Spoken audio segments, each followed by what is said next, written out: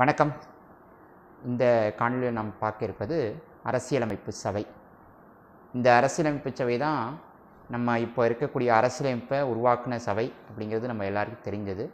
கடந்த காணொளியில் இதை பற்றி நம்ம பேசியிருக்கோம். அதாவது அமைச்சரவை தூதுக்குழு தான் அந்த அரசியலமைப்பு சபையை உருவாக்குனது அப்படிங்கிற விஷயத்த பேசியிருக்கோம்.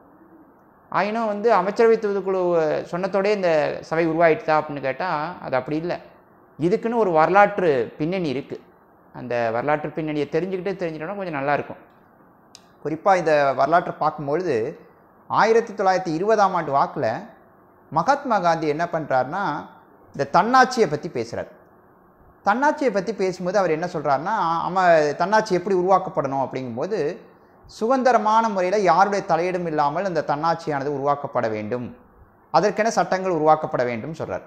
அரசியலமைப்பு சபைங்கிற நேரடியாக அவர் வார்த்தையை பயன்படுத்தலைனாலும் சுதந்திரமான சட்டங்கள் இந்தியர்களுக்கு வேண்டும் என்கின்ற கருத்தை முதல்ல வலியுறுத்தினது அவர்.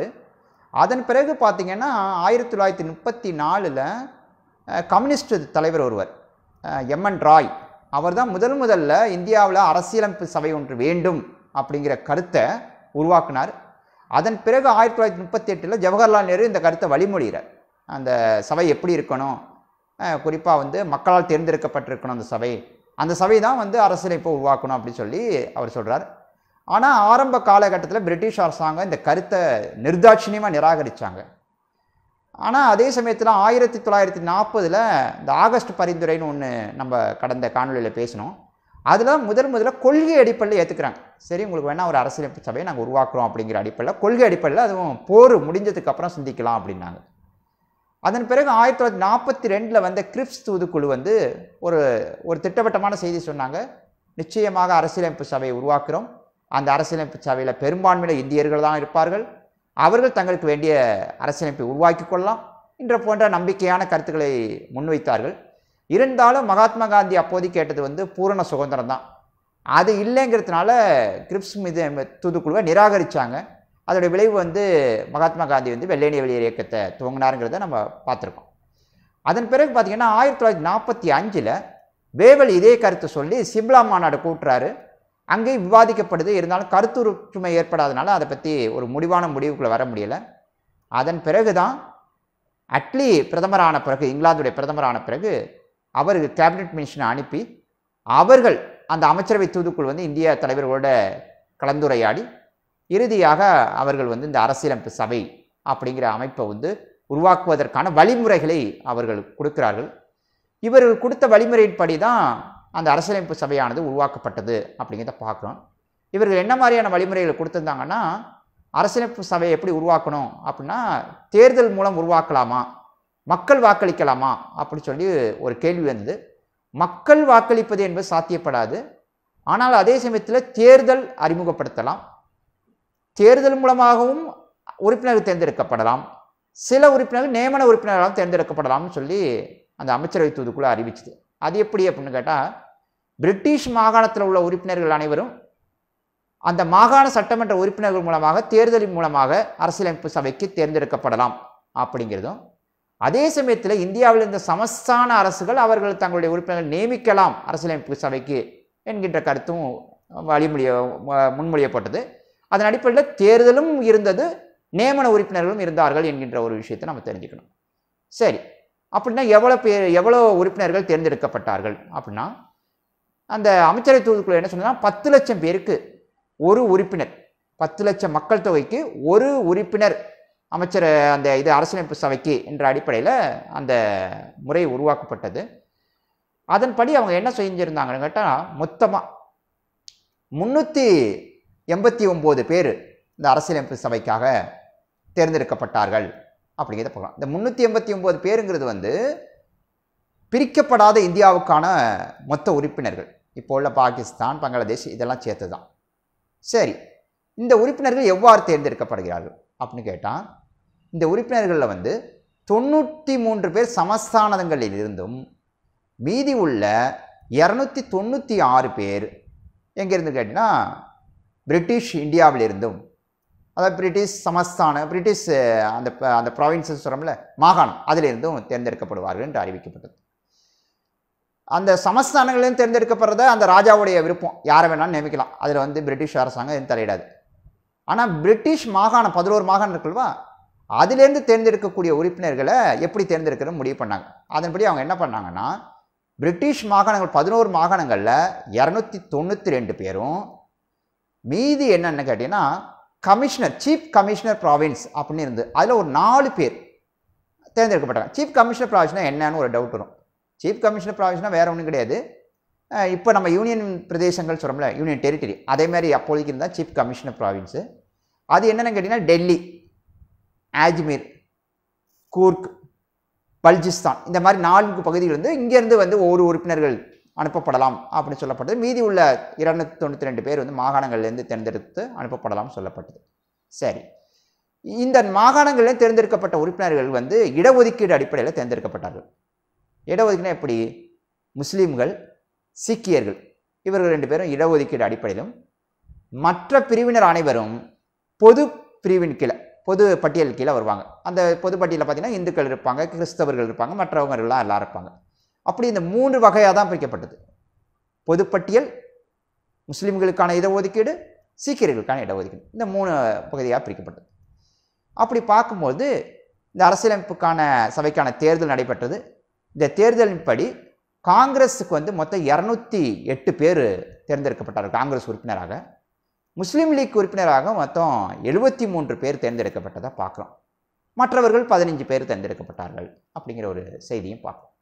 சரி, இவ்வாறு தேர்ந்தெடுக்கப்பட்ட இந்த உறுப்பினர்கள் முதல்ல கூடுறாங்க. ஆனால் ஆரம்பத்தில் முஸ்லீம் லீக் உறுப்பினர் தேர்ந்தெடுக்கப்பட்டாலும் முஸ்லீம் லீக்கும் சமஸ்தான அரசர்களும் பங்கேற்கலை. அரசியலமைப்பு சபை கூட்டத்தில் பங்கேற்கலை. முதல் கூட்டத்திலையும் சரி, அது பிறகு வந்த கூட்டங்களையும் பங்கேற்கலை. பிறகுதான் அவங்க பங்கேற்கிறாங்க. முதல் கூட்டமானது வந்து டிசம்பர் மாதம் 9ஆம் தேதி 1946ஆம் ஆண்டு திங்கட்கிழமை அன்று தான் கூட்டப்பட்டது. 11 மணி அளவில் முதல் கூட்டத்தை துவங்கினத்தோட அந்த முதல் கூட்டத்தில் கிருப்லானி, ஆச்சாரியா கிருப்லானி என்ன பண்ணுறார், அந்த அரசியலமைப்பு சபையில் இருந்த மூத்த உறுப்பினராக ஒருவர் இருந்தார். அவர் பேர் சச்சிதானந்த சின்ஹா. அவரை தலைவராக, தற்காலிக தலைவராக முன்மொழிகிறார்.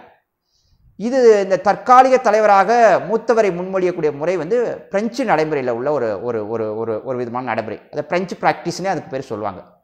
இப்போ நம்ம கிராமங்கள்லாம் பார்த்தீங்கன்னா பஞ்சாயத்து பேசுகிறவருக்கு ஒரு பெரியவரை கூட்ட வச்சு ஒரு சொம்பு எடுத்து பக்கத்தில் வச்சு நீங்கள் பஞ்சாயத்து சொல்லுங்கன்னு சொல்கிறோம்ல, அதே மாதிரி ஒரு மெத்தட் தான் இந்த பிரெஞ்சு ப்ராக்டிஸுங்கிறது. அதன்படி அப்போதைக்கு மூத்தவராக இருந்தவர் சச்சிதானந்த சின்ஹா, அவரை கூப்பிட்டு நீங்கள் வழி நடத்துங்க ஐயா, தற்காலிக தலைவராக இருந்து எங்களுக்கு ஒரு நிலந்த தலைவரை நீங்கள் தேர்ந்தெடுத்து கொடுங்கன்னு சொல்லி கேட்டுக்கிட்டாங்க. அதன்படி சச்சிதானந்த சின்ஹா தலைவராக நியமிக்கப்பட்டார் அப்படிங்கிறத பார்க்குறோம். 2 நாளைக்கு பிறகு அதாவது டிசம்பர் 11ஆம் தேதி இவர் நம்ம ராஜேந்திர பிரசாத் அவர் வந்து நிரந்தர தலைவராகவும் ஹச்சி முகர்ஜி என்பவர் துணைத் தலைவராகவும் தேர்ந்தெடுக்கப்பட்டார்கள் அப்படிங்கிறத பார்க்கும். இந்த சபையை பொறுத்தவரை, இந்த அரசியலமைப்பு சபையை பொறுத்தவரை மொத்தம் 15 பெண்கள் இருந்திருக்கிறாங்க.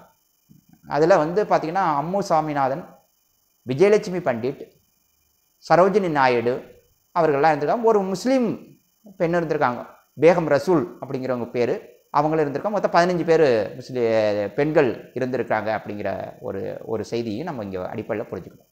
சரி, இந்த சபை என்ன பண்ணிச்சு அப்படின்னா, இதுதான் அரசியலமைப்பை எழுத போகுது. இந்த சபையில் முக்கியமாக நம்ம அந்த அரசியலமைப்பெல்லாம் எப்படி எழுதினாங்கன்னு பார்க்கறதுக்கு முன்னாடி இந்த சபையில் நடந்த சில முக்கியமான விஷயங்களை பார்ப்போம். இந்த சபை வந்து ஆகஸ்ட் 14ஆம் தேதி 1947 கூடுனது. எதுக்காக? இந்தியாவுடைய விடுதலைக்காக நள்ளிரவில் கூட்டிட்டாங்க. அவ்வாறு கூட்டப்பட்ட அந்த சபை அதுதான் வந்து இந்த அதிகாரத்தை வந்து இந்தியர்களுக்கு வாங்கிடுது. அதாவது பிரிட்டிஷாரிடம் வந்து இந்தியர்களுக்கு பெறுவதை வந்து இந்த அரசியலமைப்பு சபை தான் பெறுது.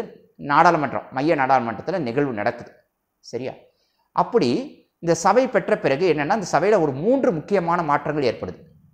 முதல் மாற்றம் வந்து இந்த அரசியலமைப்பு சபை வந்து ஒரு இறையாண்மை பெற்ற சபையாக மாறுகிறது. ஏன்னா இது பிரிட்டிஷ் இந்தியாவில் தான் துவங்கப்பட்டது. இந்த அவை பிரிட்டிஷாருடைய வழிகாட்டுதல் பேரில், கேபினெட் கமிட்டியோட வழிகாட்டுதல் பேரில் துவங்கப்பட்டது.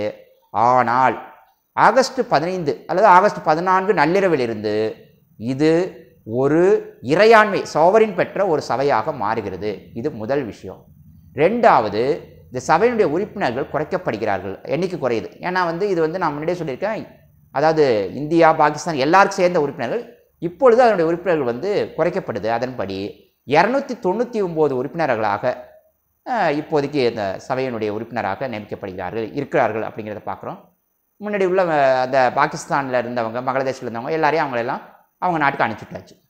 ரைட். இப்போ அடுத்தபடியாக மூன்றாவதாக இது ஒரு முக்கியமான விஷயம் என்னென்னா, இந்த சபைக்கு 2 வேலை முக்கியமாக தீர்மானிக்கப்படுது. ஒன்று வந்து சொன்னது அரசியலமைப்பு உருவாக்க தான் அதோட வேலை பண்ண போகுது. 2வது வேலை சட்டமன்றமாகவும் இந்த சபை செயல்படுது. அது நாடாளுமன்றமாகவும் செயல்பட போகுது. எப்போ வர 1952ஆம் ஆண்டு வரை நாடாளுமன்றமாக செயல்பட போகுது. அதன்படி அரசியலமைப்பாக செயல்படும் பொழுது இவர் ராஜேந்திர பிரசாத்தும், நாடாளுமன்றமாக செயல்படும் போது ஜிவி மாவுலாங்கர் அவரும் தலைவராக இருப்பார்கள் அப்படிங்கிறத பார்க்குறோம். இப்போ நாடாளுமன்றமாக செயல்படும் பார்த்தீங்கன்னா பல்வேறு சட்டங்களை இதுதான் கொண்டு வருது.